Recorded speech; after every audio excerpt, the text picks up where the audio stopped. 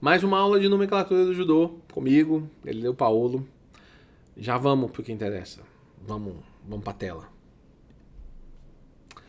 Regras básicas de pronúncia e grafia. Primeira coisa muito importante da gente entender é sobre as vogais.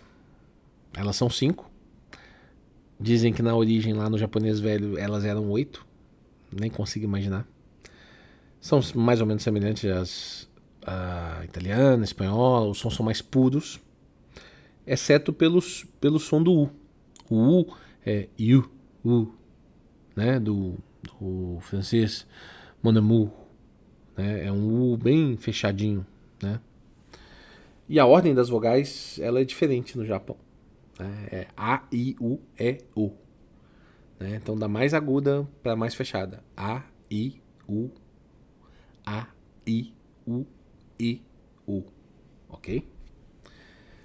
Sílabas de consoantes e vogais. É a estrutura, tá?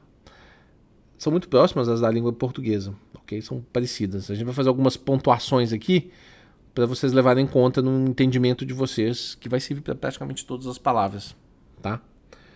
Então, são sílabas de consoantes e vogais. Eu não coloquei aqui nas... Deixa eu ver se tem aqui... Tá, eu vou ler essas aqui. Não tem. Além das vogais, a gente vai ter uma... Além dessas formatações de sílabas, a gente vai ter alguns pouquíssimos... Um caso que é um N, né? Que ele também é uma sílaba separada. Um N ao final de algumas palavras, tá? Então, é um dos poucos casos, por exemplo, ali no kansetsu. Kansetsu, não tem a sílaba kan. Então, ali são 4 sílabas. Eu vou devia ter usado na hora de falar aquele exemplo ali, né? Então, é ka-un-setsu. Ok? Vamos lá, seguindo a ordem. A sílaba shi, ela tem som de x, de xícara, como em xícara em português, ok? Então, a shi, igual xícara, tá? Toda vez que tiver shi de sh, a shi. A sílaba chi tem som de ti, como em tchau, ok? O ti mata, o ti mata, não é o ti mata. Não tem nada parecido com chi no ultimata. É o ti de tchau, ok? Ótimo. Existe uma sílaba que é uma sílaba tsu, que ela tem o som do zuker. Então, é kansetsu. Kansetsu. É como um zu. É um zu. Quase não se fala o T. Tsu. Não é tsu. Kansetsu. Ok? A gente aprende esses negócios aqui. É importante a gente dizer que nós todos temos maneirismos. Eu vou falar um pouco sobre isso no final, tá? Bom, a sílaba wa tem som próximo a ao da palavra mal.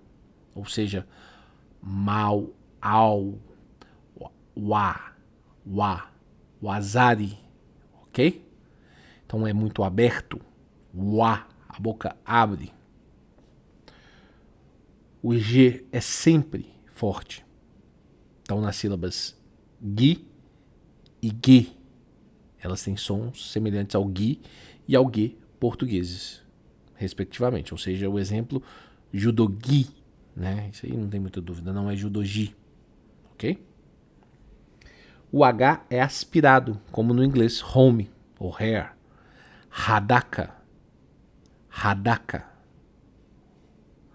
O Y tem a mesma pronúncia do I da palavra mais, ou seja, yoko, yoko, por exemplo, ok? Yawara, tá?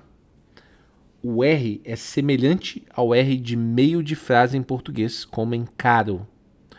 Uranage, uranage. O N nasal, ele pode Aqui estava falando do N. Pode, quando representa uma única sílaba, apresentar som do N simples. Por exemplo, Ipom. Esse N aqui, que tem aquele, como se fosse um... O hiragana dele é como se fosse um H, né? Não sei se vocês conseguem identificar, é o último ali do Ipom, né? Então, ele é uma sílaba separada. Tá vendo que ele está marcado ali separadamente? Então, Ipom. Lá em cima, no Kansetsu, tem ele também. Tem o... Ali é um K, né? Kansetsu, né? K-N-C-Tsu. 4 sílabas, ok? Ipom. O S tem som de 2 S's, como em assassino, e nunca como em casa. Então nunca tem sasai.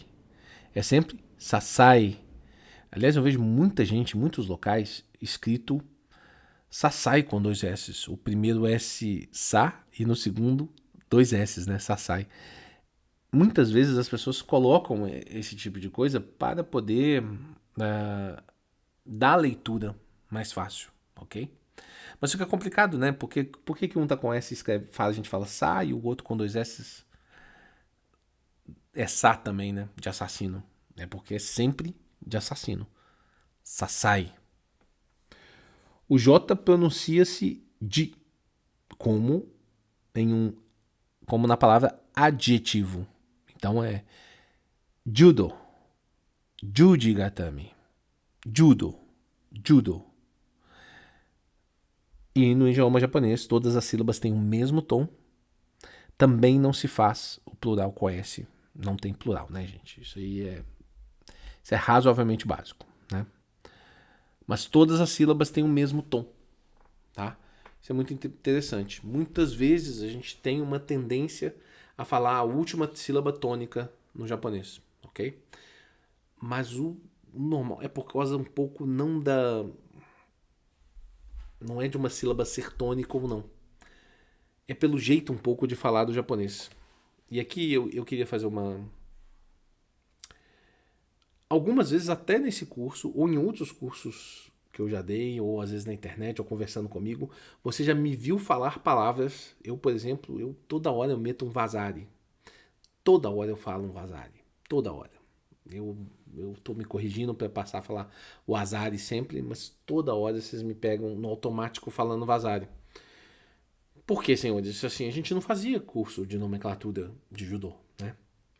Os nossos senseis muitas vezes sabiam falar um japonês bem, mas outros não falavam. Então, esse conhecimento que foi transmitido, como a gente percebeu muitas vezes na forma oral, ele não chegou corretamente aos nossos ouvidos e nós pegamos hábitos que são difíceis de retirar, né? Hoje a gente tem um estudo maior da língua. Então hoje a gente já vê várias pessoas escrevendo, por exemplo, sensei, já tenta falar sensei, em vez de falar sensei, porque não é sensei com i no final. Não tem i em sensei. Sensei é sensei, né? O i ali é colocado para poder prolongar a última sílaba, a última letra da, da sílaba, né? Então prolongar a última sílaba, né? Porque no japonês são sílabas, não são letras. Então ele prolonga o e. Então ali o i está ali para prolongar o e. Então é sensei. E às vezes, em vez do i, é mais fácil a gente colocar um símbolo, que é um macron. A gente vai falar dele, acho até na próxima aula, tá? Eu acho válido esse entendimento. Quanto mais a gente falar o japonês mais correto, mais importante vai ser para o nosso entendimento de judô. Mas não se recriminem por não estar falando 100% correto. Isso é muito importante. É um processo. É um processo que a gente precisa evoluir, desenvolver, passo a passo, tá? Não se martirizem e principalmente você que sabe mais japonês, não seja o chato que vai ficar corrigindo o cara o tempo todo, ok? Isso é muito importante. Esse processo de empatia ele tem que estar dos dois lados.